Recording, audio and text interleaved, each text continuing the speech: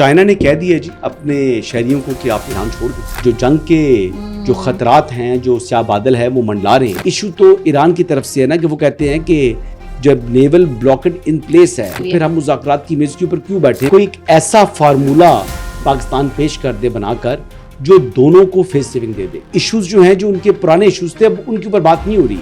اب تو میں تمہیں دیکھ لوں گا. اسٹریٹ آف ہارمز سے متعلق میرا نہیں خیال کہ کنٹرول کر سکتا ہے امریکہ اس کے اوپر.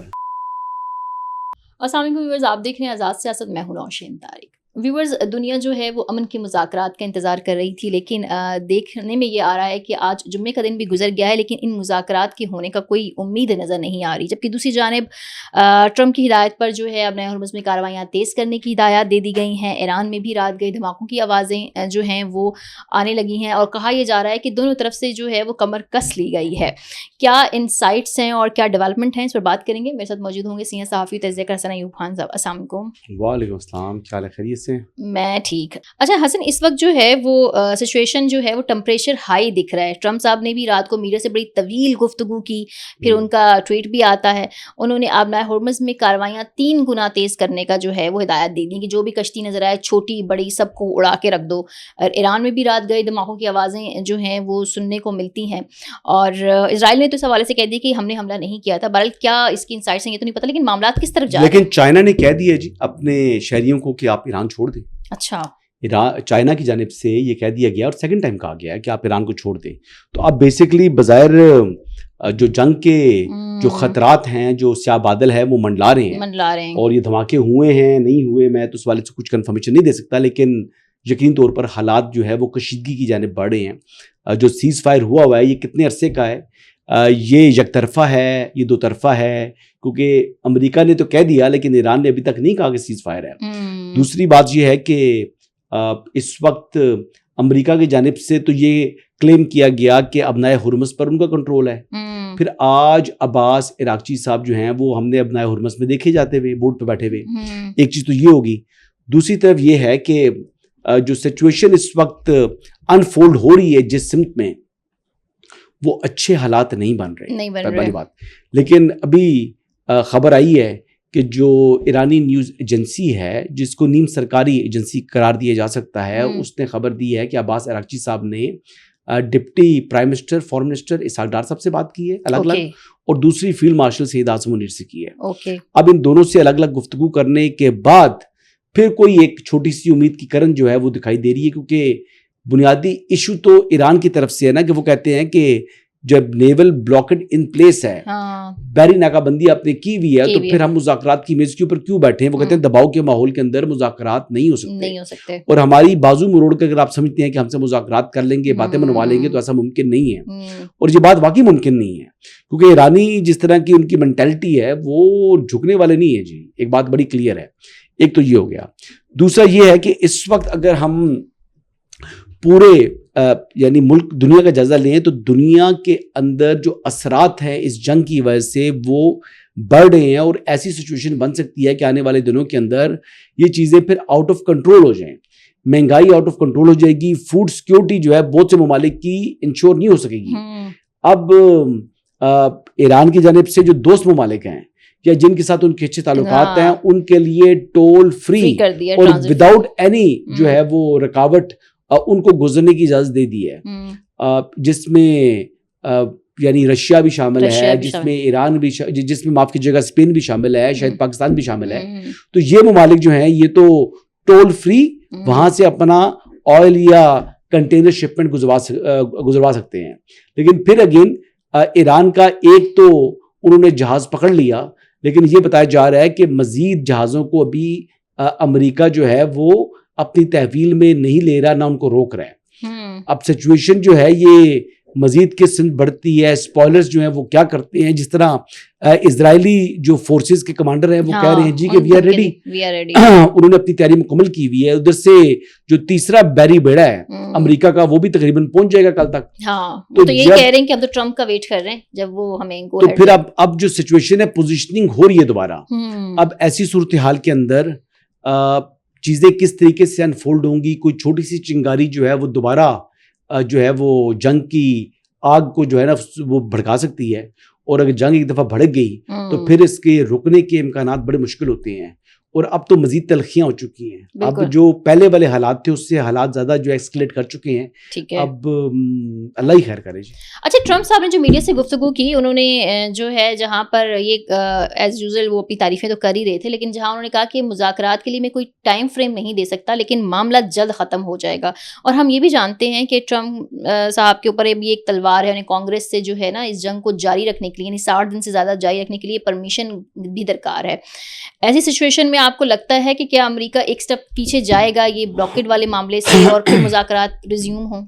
اللہ کرے, یا کوئی ایک ایسا فارمولا پاکستان پیش کر دے بنا کر جو دونوں کو فیس سیونگ دے دے, جو دونوں کے لیے قابل قبول ہو, جو دونوں کو مذاکرات کی میز پر ایک دفعہ لے آئے, اور جو ٹیمپریری سیز فائر ہے اس کو مستقل جنگ بندی میں تبدیل کر دے. اس وقت ایشوز جو ہیں جو ان کے پرانے ایشوز تھے اب ان کے اوپر بات نہیں ہو رہی. اب تو میں تمہیں دیکھ لوں گا, میں تو جانتا ہوں نئی چیزیں جب ہاں تو ہو رہی ہے, تو تکرار ہو رہی ہے. اب یہ تو تکرار جو دونوں کی ہے, دونوں کی ایگو ہے, دونوں کی پرائیڈ ہے, دونوں کا ایک اپنا بھرم ہے. اب یہ اس کا سارا خمیازہ دنیا بھگت رہی ہے. دیکھیں پہلی بات تو یہ, میں نے کل بھی بات کی تھی کہ کووڈ سے زیادہ مشکل حالات بن جائیں گے دنیا کے لیے اگر یہ جنگ جو ہے وہ دوبارہ شروع ہوتی ہے اور اسٹریٹ آف ہارمز بند رہتا ہے.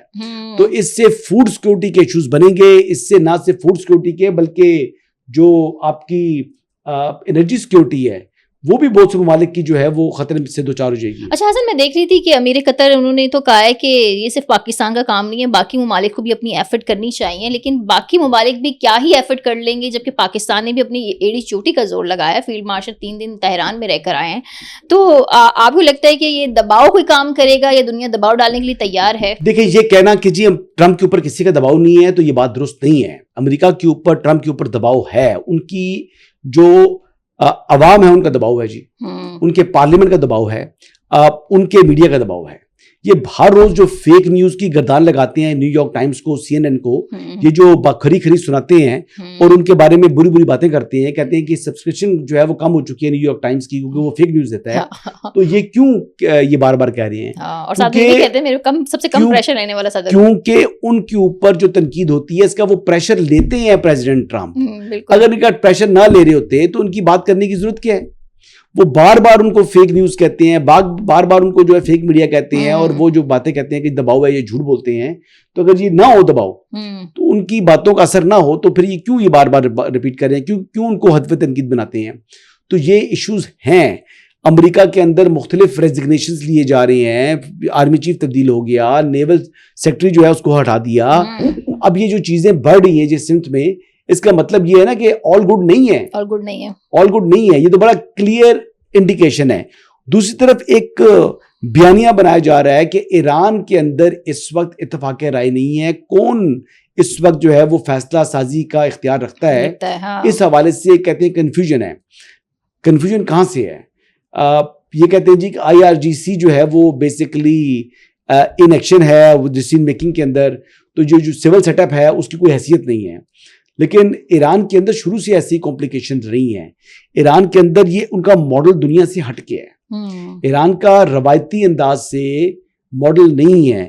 کئی ممالک کے اندر بادشاہ فیصلے کرتے ہیں, کئی ممالک کے اندر جو ہے وہ سولین سیٹ اپ فیصلہ کرتا ہے, کئی ممالک کے اندر اسٹیبلشمنٹ جو ہے وہ کر رہی ہوتی ہے. یہاں پر ایک ہائیبرڈ سسٹم ہے, یہاں پر اسٹیبلشمنٹ بھی ہے, یہاں پر سول سیٹ اپ بھی ہے, اور پھر ایک ریلیجس سیٹ اپ ہے. اب وہ ڈیسیژن میکنگ کے اندر آئی بلیو کہ وہاں پر جو ریلیجس سیٹ اپ ہے کنٹرول اسی کا ہے. اچھا یہ جو انقلاب ہے, ریولوشن کے اوپر تو یہ سول سیٹ اپ بھی اس کے ساتھ جو ہے وہ الائنڈ ہے. جو ملٹری سائڈ ہے, اسٹیبلشمنٹ سائڈ, وہ بھی اس کے ساتھ الائنڈ ہے, اور جو ریلیجس لیڈر ہیں یعنی خامنائی اینڈ کمپنی, وہ بھی ان کے ساتھ وہ انہی کا بیسیکلی جو ہے نا وہ لیگیسی کو آگے سے وہ فارورڈ کر رہے ہیں. تو یہ اب سچویشن ہے. ایران کہتا ہے جی ہمیں کوئی کنفیوژن نہیں ہے. ہاں وہ کہہ رہے ہیں ہم متحد ہیں. ہاں پریزیڈنٹ ٹرمپ کا کہنا جی کہ اسٹریٹ آف ہارمز کے اندر جو ہے جتنی بھی ایران کی چھوٹی بوٹس ہیں ہم ان کو گرا دیں گے, توڑ دیں گے. ان کو نیوی کو میں نے حکم دے دی ہے. تو اگر ان کا کنٹرول تھا تو پھر ان کو پرواہ کیا ان چھوٹی بوٹس کی. اور یہ اسٹریٹ آف ہارمز سے متعلق میرا نہیں خیال کہ کنٹرول کر سکتا ہے امریکہ اس کے اوپر. کیونکہ جو مائنز بچھائی ہوئی ہیں, جو چیزیں وہاں پر موجود ہے, اٹ ول ٹیک ایئرس, بلکہ مزید بچھا رہے ہیں, انٹرنیشنل میڈیا تو یہ کہہ رہا ہے اٹ ول ٹیک ایئرس. اور یہ جو 6 ماہ کا ٹائم کہہ رہے ہیں نا, 6 ماہ کا ٹائم بھی کافی نہیں ہے. وہ 6 ماہ کا ٹائم تب ہو سکتا ہے جب جنگ رکی ہوئی ہو, جب جنگ اگر شروع ہو رہی ہو اور وہ مائن سویپنگ چل رہی ہو, تو مائن سویپنگ کے مطلب لٹ پڑی ہوئی ہے کہ آرام سے مائنز کو اوشن میں سے بندہ مائن نکال لے, تو اٹ ول ٹیک ایئرس. تو اتنا ایزی نہیں ہے. اوکے, یہ مشکلات بڑھ جائیں گی, حالات خراب ہو جائیں گے, دنیا کے حالات خراب ہو جائیں گے. تو میرے خیال کے مطابق بہتر وے فارورڈ یہی ہے کہ مذاکرات ہوں, اور مذاکرات کے ذریعے جو آپسی تنازع ہے اس کا حل تلاش کیا جائے. ٹھیک ہے. اچھا, تھوڑی سی بات پاکستانی پالیٹکس کی بھی کر لیتے. کل بھی ہم نے ڈسکس کیا تھا KPK میں جو اجلاس تھا, اس کے بعد جو ہے وہ لوگ, میں دیکھ رہی تھی بہت زیادہ جو ہے وہ تنقید بھی کر رہے ہیں KPK کو. اچھا, اب ایک وہ ٹائم بھی آ گیا ہے, جسے بیرسٹر گوہر صاحب کی ایک ویڈیو وائرل ہو رہی تھی, کوئی خاتون ان سے بدتمیزی کر رہی, وہ ویسے کافی بیچارے ہمبل سے انسان ہے. تو میں دیکھ رہی تھی کہ فواد چودھری کہتے ہیں عمران خان کی فیملی کو قیادت کے لیے سیاستدانوں میں سے چوز کرنا چاہیے, کیونکہ یہ کوئی بار کونسل نہیں ہے, سیاسی جماعت ہے. اور بہت لوگ یہ تجزیہ کہہ رہے ہیں کہ PTI کو بڑی ضرورت ہے کہ وہ سیاسی لوگوں کو لے کے آئے. تو سیاسی لوگوں کو کہاں سے لے کے آئے گی؟ ان کی تو کافی ساری قیادت جیل میں ہی ہے. فواد چودھری صاحب کہہ رہے ہیں ہمیں لے کر آؤ, ہمیں لے کر آئے, وہ کہہ رہے ہیں ہمیں لے کر آئیں جی, ہم سیاسی قیادت ہیں, اسد عمر کو لے کر آئیں. فواد چودھری, اسد عمر وغیرہ کے پاس حل ہے PTI کے مسائل کا؟ میں بھی یہی جاننا چاہتی ہوں. نہیں, یہ دیکھیں سیاستدان ہے نا, یہ کوئی نہ کوئی مسئلے کا سولوشن تو نکال سکتے ہیں. اچھا, آپ بھی اس چیز سے متفق ہیں؟ میں اس بات سے بالکل دیکھیں, بیرسٹر گور ہو جائیں, سلمان راجہ صاحب ہو جائیں, دیگر لوگ ہو جائیں, ان کے پاس پولیٹیکل وزڈم نہیں ہے. پولیٹیکل وزڈم جو ہے نا وہ بڑی امپورٹنٹ چیز ہے. صحیح. وہ بیسیکلی کچھ لوگ کچھ دو ہوتا ہے, کچھ دینا پڑتا ہے. اس کے اوپر آپ کو کوئی معاملہ, ہر بات پر آپ نے تبصرہ نہیں کرنا ہوتا, خاموش بھی ہونا ہوتا ہے. یاد ہے مریم نواز شریف صاحبہ کا ٹویٹر خاموش ہو جاتا تھا, لوگ کہتے ہیں کہ مریم کا ٹویٹر خاموش ہو گیا ہے, اس کا مطلب ہے کوئی مصلحت ہے. تو سیاست دان ہے نا, سیاسی فیملی ہے, تو مصلحت کے تحت آپ کو خاموش بھی ہونا پڑتا ہے. سیاست دان نے ہر وقت نہیں بولنا ہوتا, ہر بات کو رسپونڈ نہیں کرنا ہوتا, ہر بات کے اوپر ماچو نہیں بننا ہوتا. سیاست دان نے کبھی 2 قدم آگے بڑھنا ہوتا ہے, کبھی 4 قدم پیچھے ہٹنا ہوتا ہے. یہ سیاست دان ہے, اس نے لچک دکھانی ہوتی ہے. جو ریجنس شو کرتے ہیں وہ سیاست دان نہیں ہوتے. سیاست دان جو ہے وہ دیکھیں نا, پولیٹیشین کیا ہوتا ہے ایک حلقے کے اندر, اس کے اندر جناب مختلف واکس آف لائف کے لوگ ہوتے ہیں. اس نے تمام اچھے بروں کو لے کے ساتھ چلنا ہوتا ہے. اس نے بروں کا بھی خیال رکھنا ہے, اس نے اچھوں کا بھی خیال رکھنا ہے. انہوں نے شریف لوگوں کے ساتھ بھی, بزنس مین کے ساتھ بھی, مزدوروں کے ساتھ بھی. کانسٹیچوئنسی ہے نا, تو کانسٹیچوئنسی میں رنگ رنگ کا بندہ بیٹھا ہوا ہے. اس رنگ کے آدمی کے ساتھ جو ہے ان کو آپ نے چلنا ہے. ان کے مسائل جو ہے ایک ایک محلے کے اندر ایک ایشوز ہیں, 2 الگ الگ گروپس ہیں, آپ نے دونوں کو راضی کرنا ہے. اچھا حسن, ایک اور خبر بھی میں سن رہی ہوں کہ JUI جو ہے وہ شاہد افریدی کو لانچ کرنے جا رہی ہے. شاید عمران خان کے پیرل کچھ اس طرح کا ہے. JUI یعنی مولانا فضل الرحمان اور شاہد افریدی, یہ کیسا کمبینیشن لگتا ہے آپ کو؟ اور اس خبر میں کتنی صداقت ہے؟ کیونکہ شاہد افریدی صاحب نے تو ایسا کچھ نہیں. یہ شاہد آفریدی صاحب کے پاس وہ انہوں نے دعوت کی تو مولانا صاحب چلے گئے, اور دونوں پٹھان ہیں, پشتون ہیں, تو وہ ایک دوسرے کے ساتھ ایک ان کا آپس میں اچھے طریقے سے انہوں نے ویلکم کیا. اس سے پھر باتیں نکل پڑتی ہیں. شاہد آفریدی اگر شامل ہونا چاہیں تو مولانا صاحب کے دروازے تو ہمیشہ کھلے ہیں.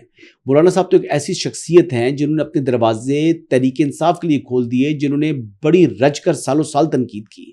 مولانا کے در پر جو بھی جائے نا تو مولانا اس کو جو ہے وہ موڑتے نہیں ہیں. سب سے منجے ہوئے سیاستدان ہے نا, ہی میں بات کر رہا تھا, میں پولیٹیشین کی بات کر رہا تھا کہ سیاستدان کو یہ ہوتا ہے. تو مولانا تو حکومت کے ساتھ بھی چل جاتے ہیں, مولانا تو PTI کے ساتھ بھی چل جاتے ہیں, مولانا تو جناب جماعت اسلامی کے ساتھ بھی چل جاتے ہیں. مولانا میں کمال یہ ہے, پیپلز پارٹی کے ساتھ بھی, مسلم لیگ نون کے ساتھ بھی. شاہد آفریدی کو بھی لانچ کر سکتے ہیں. وہ مولانا کے لیے ہر چیز پاسبل ہے, مولانا کر سکتے ہیں. لیکن مولانا کمال ہے, مولانا ایک فلیکسیبل شخصیت ہے. مولانا ایک لیکن ایران کے ساتھ یکجہتی, اور اس پر اپنا وہ موقف انہوں نے جناب بڑا ایک سخت موقف لیا ہوا ہے. تو اب یہ دیکھنے کو سوچ سکتا ہے کہ دیوبند اور جو ہے وہ شیعہ اسٹیٹ, اس کے لیے جو ہے اس کے پرو جا رہے ہیں. تو مولانا ایک مطلب ایک سوچ و فکر والے آدمی ہے, ایک پولیٹیشین ہے, پتا نا ایک ٹیکسٹ بک سیاستدان ہے, زیرک سیاستدان ہے, بڑا زبردست سیاستدان ہے. تو ایسا سیاستدان اگر مولانا جیسا ہو نا PTI کے اندر, کب کے مسائل حل ہو چکے. PTI نے ان سے فائدہ نہیں اٹھایا. کیا میں نے کہا فائدہ نہیں اٹھایا PTI کی اہلیت نہیں ہے نا جی. PTI جو ہے وہ وقت آنے پر جو ہے مولانا کو استعمال کرنا چاہ رہے تھے. مولانا کہاں استعمال ہوتی ہیں؟ آپ کی پوری جماعت کے تمام پارلیمنٹیرینز, تمام جو آپ کی جو آفس ہولڈرز ہیں وہ تمام ملے نا, تو مولانا کی اس انگلی کے ناخن کے برابر بھی نہیں ہے. یہ ہے مولانا فضل الرحمان. وہ اپنی حیثیت دیکھیں, اپنی شکلیں دیکھیں کیا مقابلہ مولانا کی سیاست کا اور ان کی سیاست کا. اچھا حسن میرا لاسٹ سوال ہے, کیونکہ جنگ سے پہلے ہم یہ باتیں کر رہے تھے لیکن اب بہت ہمارے ٹاپکس چینج ہو گئے ہیں. یہ جنگ سے پہلے پاکستان میں نئی ترمیم کی باتیں تھیں, اب بھی ایسی کوئی بات ہے یا نہیں؟ ترمیم ہوگی جی, 28ویں آئینی ترمیم کی بات کر رہی ہے نا. جی بالکل, 28ویں آئینی ترمیم کے حوالے سے جی یقینی طور پر it's on cards. Okay, Bakrid کے بعد ہم دیکھتے ہیں اس کو فوری, پہلے یہ تھا جنگ سے پہلے. دیکھیے پہلے کہا جا رہا تھا کہ اس کو کرایا جائے گا بجٹ سے پہلے. اوکے, بجٹ سے پہلے تو اب حالات کو ایسے نظر نہیں آ رہے, کیونکہ آپ کی جو سول لیڈرشپ ہے وہ فلی انگیجڈ ہے, prime minister and company, even Mohsin Naqvi صاحب بھی, وزیر داخلہ صاحب بھی, وزیر اطلاعات بھی. تو ابھی ایز سچ یعنی جو کنسنسس ڈیولپ کرنا چاہ رہے ہیں, جو لوگوں کو اعتماد میں لینا چاہ رہے ہیں, جو اس ضمن میں پیش رفت کی ضرورت ہوتی ہے وہ ہوئی نہیں ہے. ابھی بھی مطلب کرنا چاہیں تو نیت ہو تو 2 دن میں بھی ہو سکتی ہے, لیکن لیٹ سی کہ کب تک جو ہوتا ہے. لیکن یہ اون کارڈز ہے جی, کیونکہ وفاق کے پاس اس وقت جو لائبلٹیز ہیں اور جو وسائل ہیں اور جو NFC کے بعد تقسیم ہے اس کے بعد یہ انسفیشینٹ اس کے پاس فنڈز رہ جاتے ہیں تاکہ حکومت چلائی جا سکے. پھر مزید قرض لینا پڑتا ہے وفاق کو. یہ قرضہ کتنا عرصہ لیتے رہیں گے وفاق کے ساتھ, اور یہ ملک اس طریقے سے کیا چل سکتا ہے, یہ ایک بگ کوشچن ہے. 18ویں آئینی ترمیم جو ہے وہ ہوئی, لیکن پھر بہت عرصہ جو محکمے صوبوں کو منتقل ہونے تھے وہ ہوئے نہیں, ڈیوالو نہیں ہوئے. جب ہوئے ہیں تو پھر انہوں نے اس طریقے سے کام نہیں کیا, اور پھر جیسا BISP ہے وہ صوبوں کے اندر تمام جو ہے وہ یہ کام کرتا ہے, لیکن اتنا بڑا جو فنڈ ہے وہ وفاق کو پے کرنا پڑتا ہے اپنی پاکٹ سے, تو میرے خیال سے یہ درست نہیں ہے. Thank you very much.